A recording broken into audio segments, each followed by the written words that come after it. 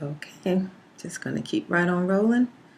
And we're at Genesis chapter 15. Before I get started, I don't want to skip over this.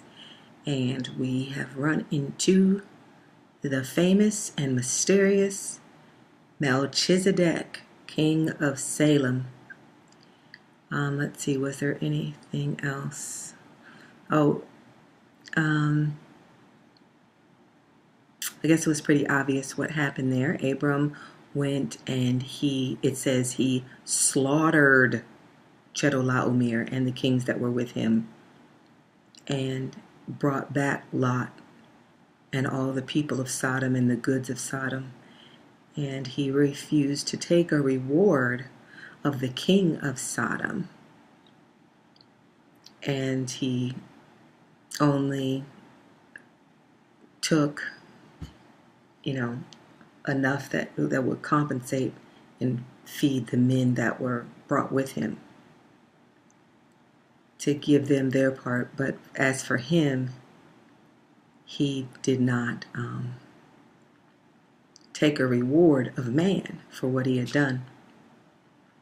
So here's the Melchizedek, and such great things are said about him in the Bible, yet he is left this very great mystery. So verse 18 says, "And Melchizedek, king of Salem," which Salem means peace, king of peace, "brought forth bread and wine." And that's a representation of communion. The bread and the wine that Jesus presented at the Last Supper that he had with his disciples before he was crucified. It says, "And he was the priest of the Most High." And it's interesting because he's the first person in the Bible that's mentioned as a priest.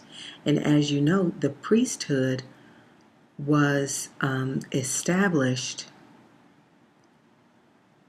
in the children of Aaron. So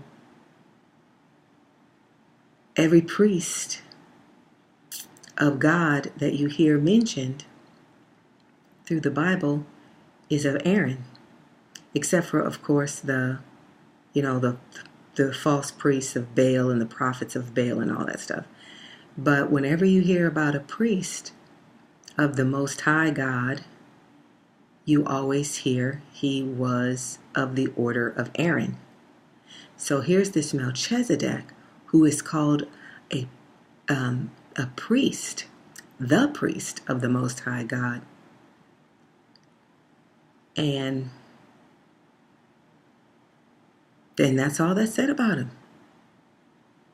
And this also said that Abram gave him a tenth of all.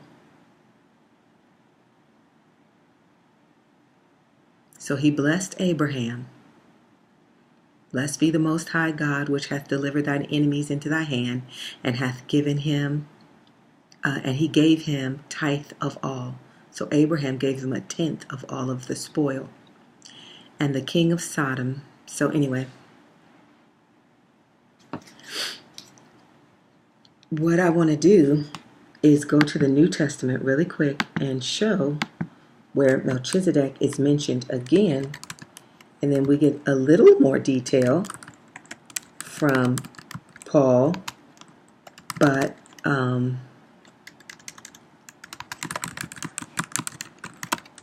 it doesn't really clear up the mystery very much. We'll just have to wait on the Lord to tell us what all that meant.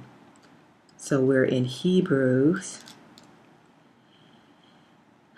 chapter 7. Verse 1. "For this Melchizedek, king of Salem, priest of the Most High God," it repeats what it says in Genesis, "who met Abraham returning from the slaughter of the kings.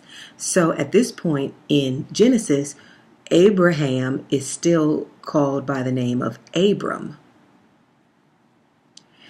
But Paul refers to him as Abraham. It says, who met Abraham returning from the slaughter of the kings and blessed him, to whom also Abraham gave a 10th part of all, first being by interpretation king of righteousness, and after that also king of Salem, which is king of peace. So this is talking about Melchizedek. So, and we know how Jesus is called the Prince of Peace. So people he's just a mystery. Melchizedek is just a mystery.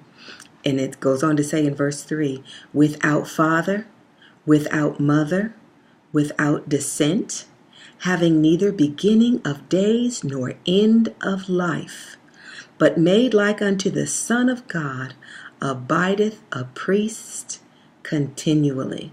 That's why many people say that Melchizedek was Christ. And you certainly could make a nice case for that. Okay? Very, very interesting. Okay. So, and there's something else that is said about him, where it says, for thou art a priest forever.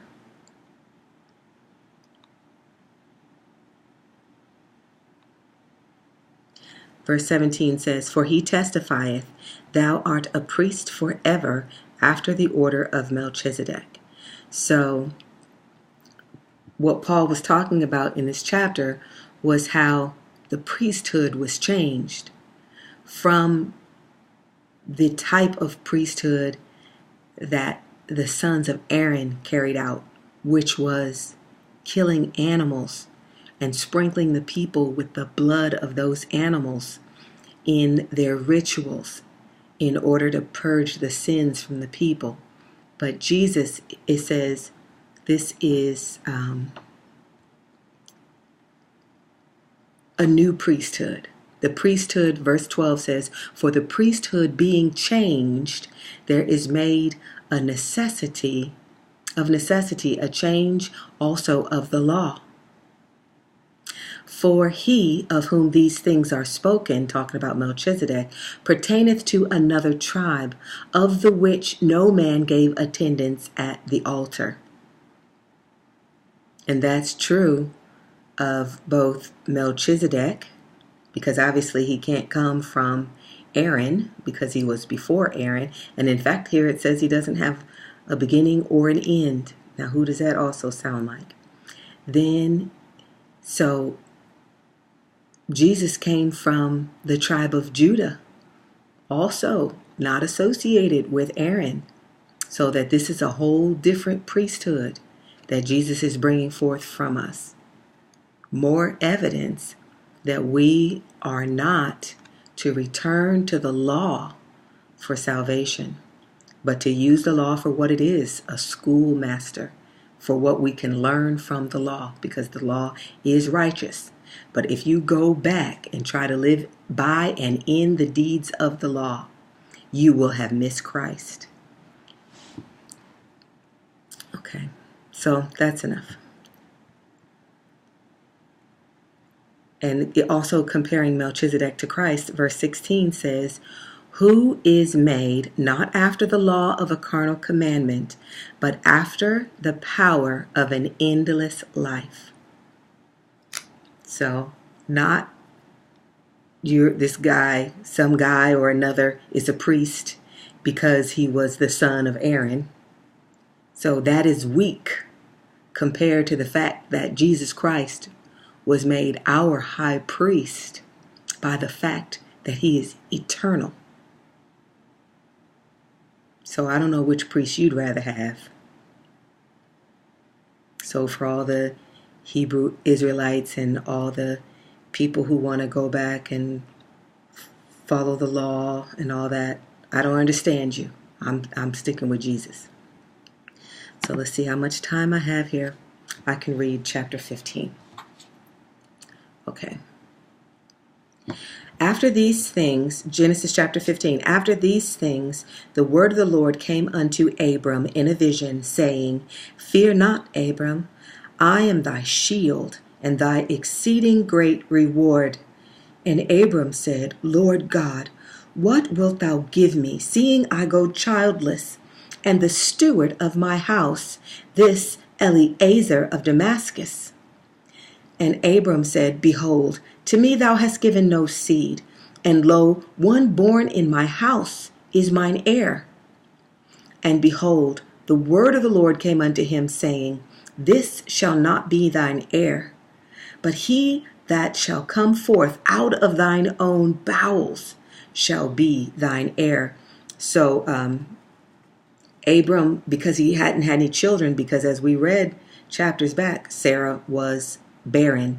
So Abram had a beloved servant that he was prepared to leave all of his substance to. But God is making him this child, he's making him a promise of the child of promise that will proceed forth out of his own loins. So, verse 5, and he brought him forth abroad and said, Look now toward heaven and tell the stars, if thou be able to number them. And he said unto him, So shall thy seed be.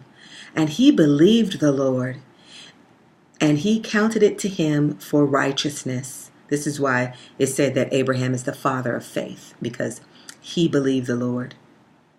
And that became righteousness to him in the eyes of the Lord. Verse 7, and he said unto him, I am the Lord that brought thee out of Ur of the Chaldees to give thee this land to inherit it. And he said, Lord God, whereby shall I know that I shall inherit it? And he said unto him, Take me an heifer of 3 years old, and a she-goat of 3 years old, and a ram of 3 years old, and a turtle dove, and a young pigeon. And he took unto him all these, and divided them in the midst, and laid each piece one against another, but the birds divided he not. So the large animals, he cut them in half, and put one on this side and one on that side, and there was a path in between the sides. But the birds, because they were small, he didn't split them in half. Verse 11, and when the fowls came down upon the carcasses, Abram drove them away.